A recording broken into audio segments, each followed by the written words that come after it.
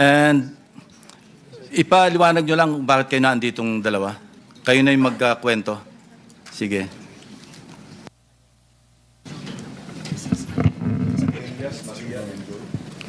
Good afternoon po. But we have their real names. Nandiyan naman sa invitation. Thank you. Okay, so we are working for our boss, Rico Ocampo, who was the previous tenant of 30 Tamarind at Forbes Park. 30 Tamarind, South Forbes. South Forbes, Yeah. sir. Kayo yung mga staff ni Mr. Rico Ocampo. Kami po, yes po, office staff po ni Yeah. Sir. Na siya yung tenant doon sa bahay na na-ibenta noong April 2023. Go ahead. That is Continue. correct, Your Honor. And then, during that time, January 29, we were CC'd sa email sa boss namin that we are being evicted January 31 at 3 p.m. Dapat nakalabas na kami ng place. Unfortunately, sa sobrang dami po ng gamit, we weren't able to comply with their deadline. So we have asked TJ Conti, who is the broker from Turnkey Properties. Nakipag-coordinate po kami to have an extension. And we were given until February 3, I think. That was already 2024 po. And eventually you were evicted. And who informed you that you were being evicted? We were informed by our boss po. It was parang email po ng law firm. And then sinisi po kami ng boss namin for us to be aware that we have to leave the place by January 31, 2024 at 3 p.m. Yeah, I was able to talk to your boss, si Mr. Rico Ocampo. And he made mention na meron kayong nakaharap noong you were forcibly being pushed out of the residence. Nabanggit niya si Carla Discaya. Would you confirm that? That was February 1 po. Yeah. TJ Conti, he introduced us to the contractor, but he didn't mention the name. Yeah. But how did you know that that contractor being referred to by TJ Conti is actually Mr. Discaya? Well, actually, sir, we already mentioned to our boss nung lumabas yung mukha po ni Mr. Discaya. Nasabi ko, kamukha Saan lumabas ang sa mukha? TV po, when the flood control project is being brought up. No? During the hearings. Yes, during the hearings. Okay, so sabi so- ko sa boss ko, sorry Yeah. about that. Sabi ko po sa boss ko, tsaka sa colleague ko, tingnan nyo nga, ma'am, tingnan mo pong maigi itong mukha na to. Hindi ba ito yung contractor na pinakilala sa atin ni TJ Conti? And then we both agreed na siya nga. And he was physically there. He was physically there. How long did you talk to Mr. Discaya? It's less than 5 minutes po, pero kasi natandaan namin siya because he was the one manning the people na sinabihan pa na tulungan kami para mapabilis yung pag-move out namin. Kindly narrate the conversation that took place between you and Mr. Discaya at that point in time. Okay. During February 1 po, it was just a short introduction by TJ Conti. He mentioned that he is the contractor. And then February 2, medyo nagtagal po kasi nakiusap na nga kami na we really cannot matanggal lahat ng mga gamit dahil sa sobrang dami. And he also mentioned to us na contractor ako dito meron din kaming deadline. And then we both asked, baka pwede po namin pakiusapan yung may-ari, yung bagong nakabili ng bahay. And then he also mentioned that si Romualdez ang nakabili. And then after po nun, That's according to Mr. Discaya. that is according Okay. to the contractors. Now, nandito tayo ngayon sa pagdinig. Kung makikita nyo personal, si Carla Discaya, makikilala nyo? Yes, Your Honor. Pakituro nyo nga kung nandito siya sa loob ng session hall. Lapitan nyo na lang kung sino dyan sa among the resource persons. Hindi, lapitan mo na lang at hawakan mo na lang sa balikat, hindi magagalit yan. Your Honor, Excuse pwede me, po bang... you will be recognized later. Okay. No? Tuloy lang natin itong proceeding muna. Sige, miss. Pareho kayo na ina-identify nyo na siya mismo yung kaharap ninyo na sinasabing ang may-ari ng bahay, si Speaker Romualdez, at kailangang umalis na kayo? Kindly answer, use the microphone. Tama po, Your Tama po, sir. So maski ngayon, sa susunod na panahon, sa ibang pagkakataon, ganyan pa rin ang inyong magiging statement. Correct, Your Honor. O ngayon, Curly, it's your turn. Your Honor, okay lang po ba tanggalin nila yung face mask nila? Kasi sa totoo lang po, talagang hindi ko sila naaalala kahit sa panaginip ko na naginip It's ako not ng for you to bangungot. identify them, it's for them to identify you. No? Your Honor, wala po kasi ang maalalang transaction at saka that's your nakapas. option to deny. What we're establishing here is the fact that there are two witnesses present here under oath na sinasabing nagpunta ka doon at ninename drop mo, totoo man o hindi, si Speaker Romualdez na siya nagmamay-ari, bagong may-ari noong number 30 Tamarin Street sa South Forbes. Yun lang naman eh. It's not for you to be able to, hindi naman ikaw ang witness against them eh. I don't know if I'm correct. Secretary Bida, kindly help me out, or Dong, PG Dong. Tama ba yon? Wala siyang karapatan na i-identify yung nagturo sa kanya? Opo. Ang right to confrontation ho kasi kung yun ho ang iniisip ni Mr. Diskaya will come at the appropriate time. But for purposes of identification, ang kakailanganin lang po ay yung taong mag-identify dun sa taong kikilalanin. Thank you, PG Dong. Sige, say your piece. Your Honor, gusto ko po sanang ma-identify po muna yung dalawang nagtuturo sa akin kasi kahit ni minsan po, hindi pa po ako nakakapasok sa South Forbes Park. Hindi ko pa nga alam kung ano mga uri ng mga bahay meron doon. So, malabong-malabo po talaga at wala po akong inuutusan na kahit sinong broker kasi takot po akong bumili sa mga lugar na yun. Ang kaya ko lang bilhin po ng mga lupa sa lugar lang po ng mga Pasig na hindi ganun kamahal ang presyo ng lupa.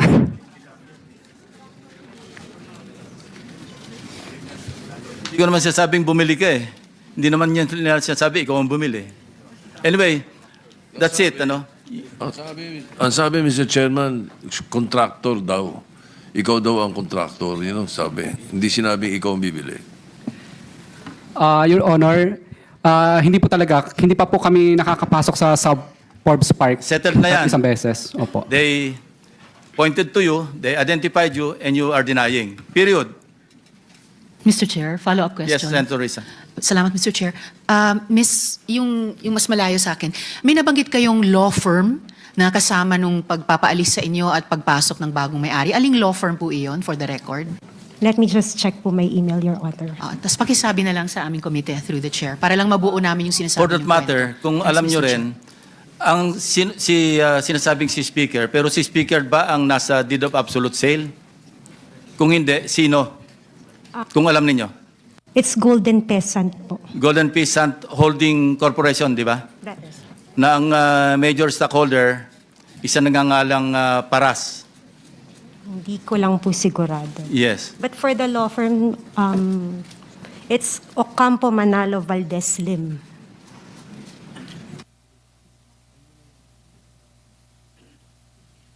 Salamat po, Mr. Chair. Una, a point of information lang. Nabanggit po kasi kanina na dapat sana fina-flag na ng COA yung mga iniimbestiga ng aming komite na flood control projects, either na ghost or substandard. No, yung sinabi kanina ni Senator Kiko. So, yung point of information dyan ay, in fact, ang COA ay nakapag-flag na ng 4 na proyekto sa Bulacan amounting to a total of 330 million pesos. So baka habang dumadaan ang panahon ay mas marami pang mafa-flag ang COA. So yung mga unang mga tanong ko po, follow-up questions, Mr. Chair, sa DPWH. Kaugnay po yung anong resulta ng audit o investigasyon na ginagawa ng department dun sa mga ghost or defective na flood control projects. So yung mga nabanggit nyo na po kanina, Yusek Bisnar, na isamitin na po ito yan sa ICI. Tama po ba? Your Honor, after po nung technical inspection and assessment, meron pong internal audit within DPWH. Ito naman po more of yung mga documents and payment billings ang titingnan. After nito po, saka po ipapadala sa ICI, Your Honor. Okay po. So hindi pa po. May time frame po ba kayo para mag-submit sa commission? We will do it as much as possible because ang figure po na pinag-uusapan is around 292. 292.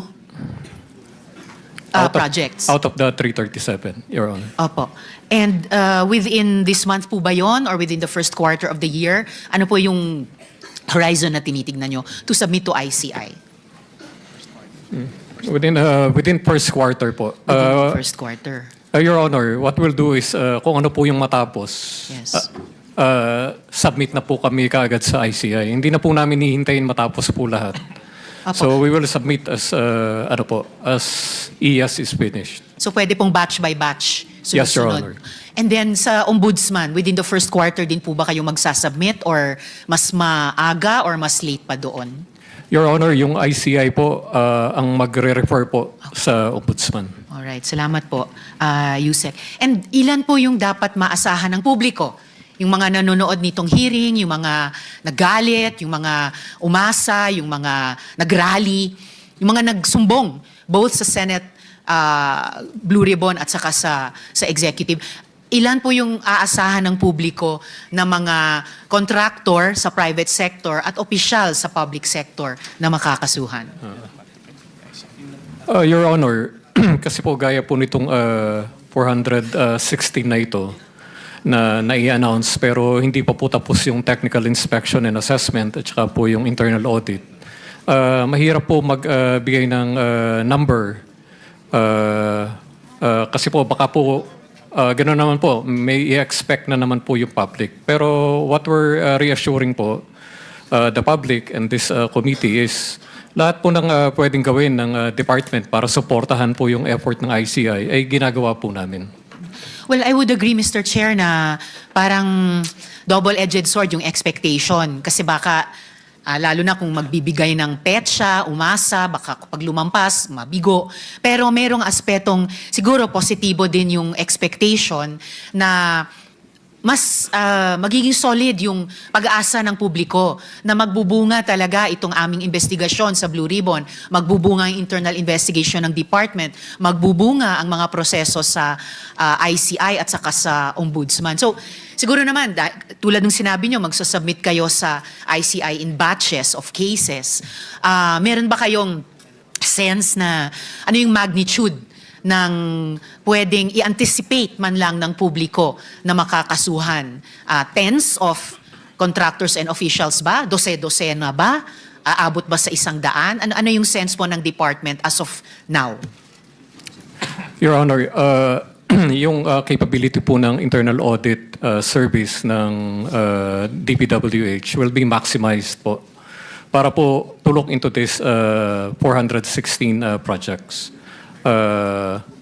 In fact po, meron pong effort na hire nga po ng additional accountants and even engineers for yung quality assurance unit. And auditors po?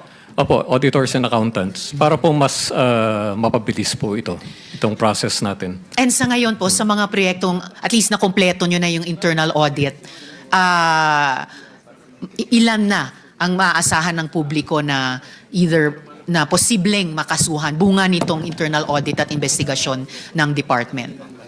I cannot give an exact figure, Your Honor. The range But is... we will submit a report on this matter para po mas accurate po yung maibigay namin na data. Magsasubmit po kayo sa aming komite? Yes, Your Honor. Mga kailan po matatanggap ng aming chair yung report ng department?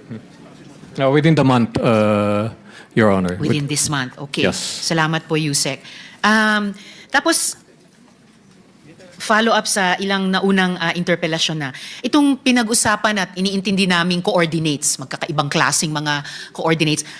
Anong epekto ng balitang hindi tama ang coordinates na ginamit sa pagtunto ng mga posibleng ghost at saka substandard projects? Ano yung naramdaman ng department na epekto ng ganon? Una po, dahil po mali yung location coordinates na ibinigay at ginamit ng mga nag-validate. Siyempre po, ang effect po noon is na-mislead po sila into the wrong locations. And even po yung report na isinubmit nila is basically mali rin po kasi mali na kaagad yung location coordinates na pinagbasihan po nila ng inspection po nila. So, ang effect po nito is, basically po, we will restart all over. Kung natapos na po natin yung one-third ng 30,000 flood control projects in the last 10 years, and then i-reassess naman po natin to. Just to be sure po na with our data. So dahil po na-mislead, Mr. Chair, so it did a disservice, hindi lang sa paghanap ng komiteng ito at ng ibang investigating bodies ng katotohanan, pero on top of, in effect, nanakaw yung buwis ng publiko, lalong binaha nung bumagyo, dagdag pang naloko, at least para malaman ang postmortem, kung ano yung totoong kwento. Dahil mali yung mga naging report, parang lalo pang natamaan yung reputation ng department or ng executive as a whole, ng gobyerno as a whole. And at dahil kailangan nyo palang i-restart ulit yung one-third nyo nang natapos na out of the 3,000 projects na pag-audit, pag-imbestiga, significant po yun, no? One-third already. Uulitin nyo pati iyon, bukod sa two-thirds na hindi pa nasimulan. So, parang nasayang din, no? Yung effort, yung energy, yung resources ng department, Mr. Chair. Tama po kayo, Your Honor. Okay, so hindi po maliit na damage, no? All around. Nung iniimbestiga na lahat ito last year ng iba't ibang bodies, nasa DPWH naman na yung mga MIPS na start, intermediate, and pati po yung infratrack, di po ba, Yusek? Lahat po yun ay nasa DPWH, Your Honor. Opo. So, bakit di yun yung ginamit ng department sa unang validation pa lang? Parang ngayon lang lahat ito nalalaman. Sige. Yes, Madam Mr. Chair, Chair. Yusek Bernabe. Yes, ma'am. Because I think nung initially po, nagbuo nga po ng team itong ICI, composed of the AFP, PNP, and DepDev. And they relied on the coordinates dun po sa sumbong sa Pangulo. So they followed that sumbong sa Pangulo coordinates, which is the MIPS coordinates. I see. So Opo. pati yung AFP at PNP na mislead sa simula. Pati sila na mali sa report dahil dito. Yun po yung kanilang pinuntahan po, yung MIPS Yes. coordinates po. Bale po, the DPWH is also coordinating with ICI to give technical support. Pero po ito pong 421 talaga ay sa ICI po ito na task and And pati po yung AFP at PNP, dagdag sa marami na nilang trabaho, kailangan nilang sumama ulit sa DPWH, ulitin yung pag-audit, investigate sa mga one-third of the total number of projects. possibly po. Possibly. So pati po sila nabanatan. Yes, Mr. Chair. Mr. Chairman, Senator just one quick Pangilinan. interjection. During the hearing of the Committee on Justice of the Senate, the ICI, the chairperson, as well as secretaries, Babes, mentioned that there were 400 plus ghost projects. So you're saying that the ICI was also misled based on the wrong information? Mr. Chair, yun po. The coordinates they used was the MIPS. So that now we have to revalidate using also the coordinates of the infratrack to ensure that indeed if it is ghost or it is in a different location, Mr. Chair. Which, black eye ang nangyari, pati sa ICI bilang investigative body. Dahil mali ang mga coordinates na ginamit at sinasabing 400 ang ghost project na muka hindi pala tama. At ngayon, muli ninyong binubusisi. That is correct, Mr. Chair. Salamat, Senator Kiko. So talagang, and of course, kung ganyang karami o lahat halos ng mga investigating bodies ay minimislead, malamang ibig sabihin may pinagtatakpan talaga, no? Sa buong proseso ito. I really, Mr. Chair, I really can't help feeling na may hindi nag-add up. Kaya katulad ni Senator Kiko, yung ni-raise nilang intervention in the earlier round, sang-ayon talaga ako na dapat bahagi ng usaping ito yung pagtingin, di lang sa ghost projects, pati sa mga substandard na projects na dun may corruption din na probably nangyari. So, follow up ko naman po sa Department of Justice. So, will it, Yusek Mark, okay. So, I'll continue to ask the questions of the department kay ating Prosecutor General Fadulyon. Ano naman pong epekto nitong issue din sa coordinates sa mga kasong isasampa dun sa mga suspected na corrupt? Well, sa ngayon po, Mr. Chair, as far as the cases that we have already and we are conducting investigations, hindi naman po siya maapektuhan, no? Pero in a way, it would have made things a bit faster. Kasi ang mangyayari ho niyan, ito hong mga cases na inimbestigahan ng department is the product of the work of law enforcement pertaining to the NBI.